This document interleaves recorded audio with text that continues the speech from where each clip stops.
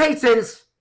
This is MazezRealm once again, and this is my second episode of the Call of Duty Throwback series. And in this series, I am going to be covering the 2005 Game of the Year, Call of Duty 2.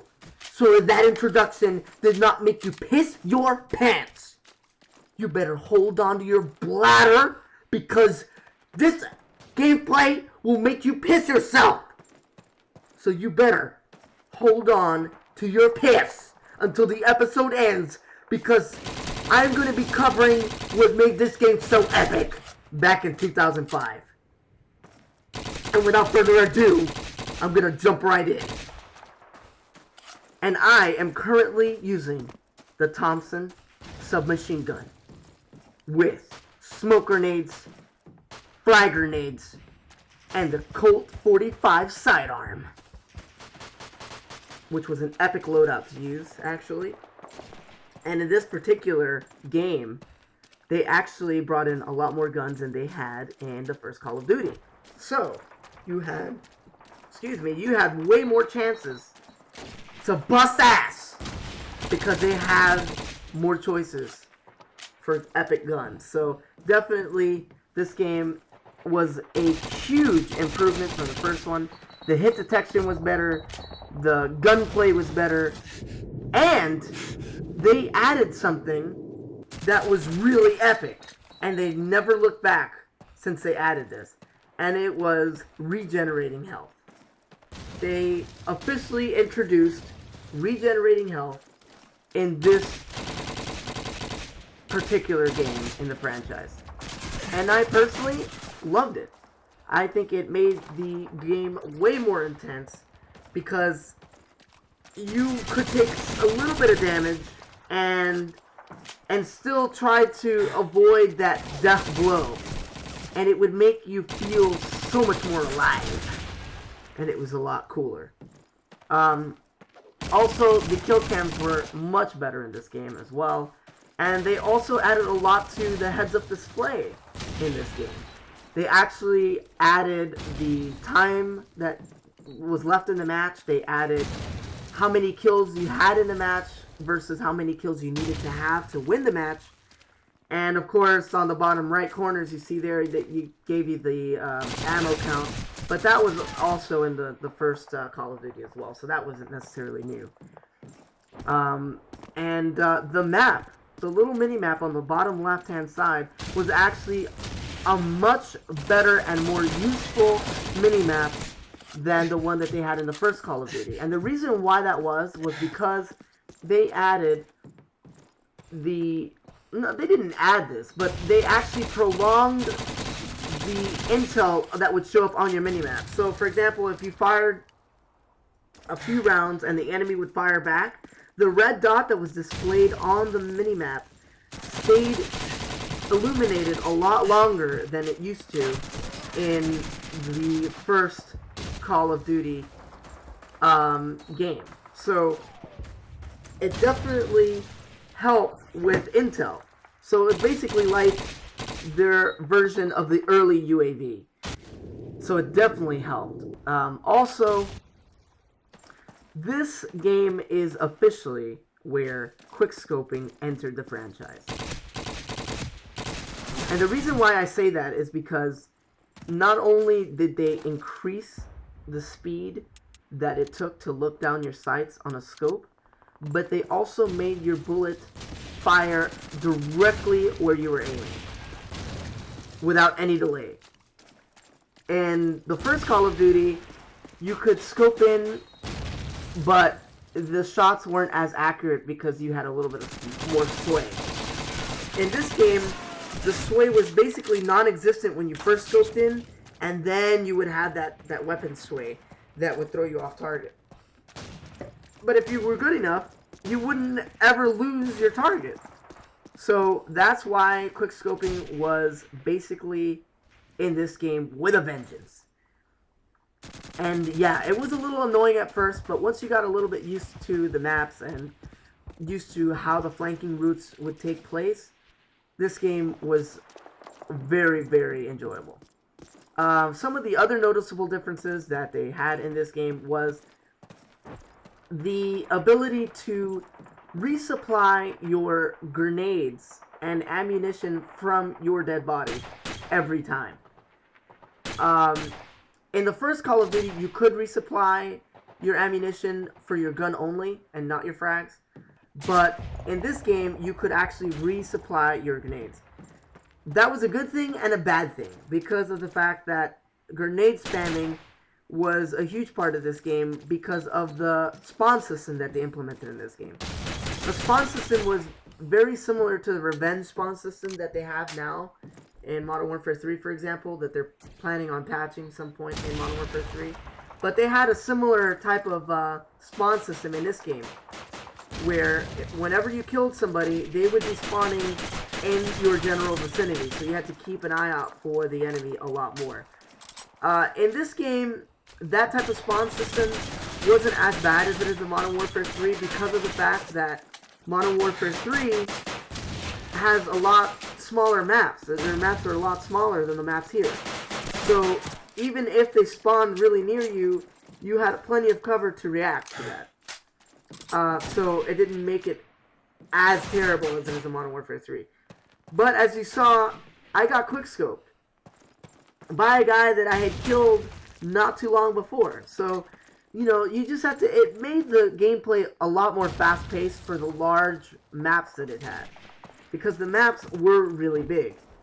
As you can see in this map, a lot of the choke points were near the church area and the bunkers near it, and by the gun turrets. But this map was... It had a huge amount of stuff to it. I mean, it had the street side, it had just a lot of shit. You know, the courtyard area, the inside of the church, the cemetery. I mean, it had a huge part of you know, of holding down areas of the map. It was very cool. And in Team Deathmatch, it was very intense as well. The only problem with the maps being the way they were was the fact that a lot of people in Team Deathmatch would camp the absolute shit out of the maps. I mean, they would just camp the fuck out of them. In free-for-alls, if you camped, people would just not go to your area of the map, so you wouldn't get kills. That's why I liked deathmatches over team deathmatches, because it encouraged you to get the fuck out of your camping spot and actually go after the enemy to kill them. Another thing that I loved in this game more than the first Call of Duty was the sound. I think the sound was phenomenal. The sound was incredible. It was so much better than the first Call of Duty. Right down to the pinning, the pulling of the pin and your grenade. If you were very keen and you had headphones or Turtle Beaches, you could hear exactly where the enemy was just from them pulling the pin or walking. So a lot of the time people would be, you know, trying to move quickly and stand up and walk around, and it was an efficient way to move around. But going prone or crouching in this game was basically like having a dead silence perk. It was very similar because your feet would not make any sounds and the enemy's footsteps would be a lot louder. So you had a huge advantage by actually just, you know, crouching here and there to hear where the enemy was so that you could get some quick kills and leave the area without, you know, giving away your position too badly. So, as you can see, I started having some really bad deaths here and there because they were actually holding off some areas in the map. And then I decided to not only switch to my M1A1 carbine so that I could engage him at longer ranges with accuracy, but I also started to prone and crouch a whole lot more. And it actually helped me win the match a lot faster and get a lot more kills. So that was a lot of what made the game a lot more fast-paced, was the fact that you could change your gameplay within the match because the matches were a lot longer, and their actual kill limits were 25 instead of 30. But the actual time limit was a lot longer, so they would give you more time to reach that time limit. So that actually helped keep the pace of the game a lot faster.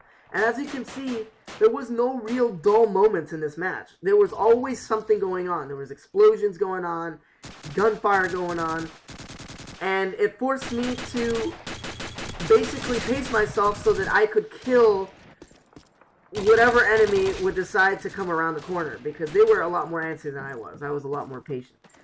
So that was a huge part of this type of gameplay in death matches. In team death matches, what was encouraged was more of holding off areas of the map, because they made it so that you could do that a little bit easier in team death matches. But that is the reason why I actually like death matches if you're a lone wolf player like I am.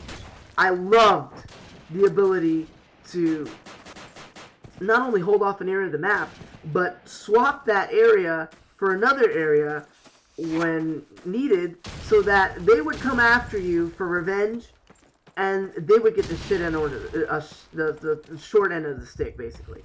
So,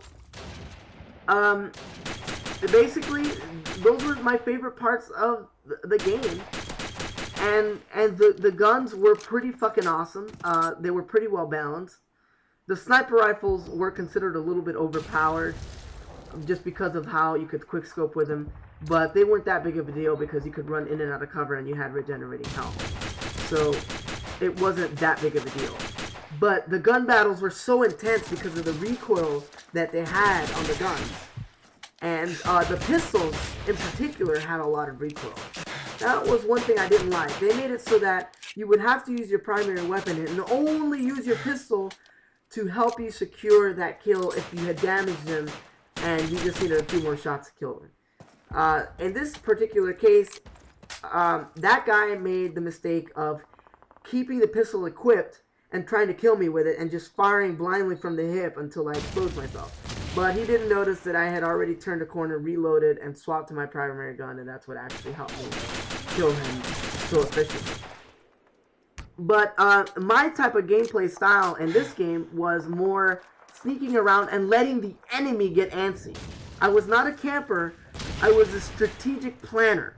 I would plan where they would go in the map and then engage them. And most of the time it paid off. There was sometimes in matches that it didn't pay off. And that's when I would not flank in the correct manner or in the right route.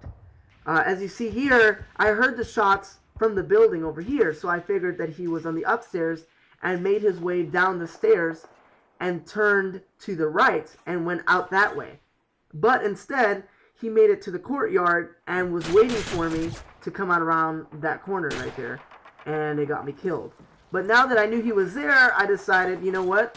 I'm going to keep it a little bit simple. I'm going to use a grenade to flush him out of that spot, and once he gets flushed out of that spot, I know he'll have a little bit of damage, and I will just get that easy kill to win the match, and that is exactly what happened. So that is basically this episode.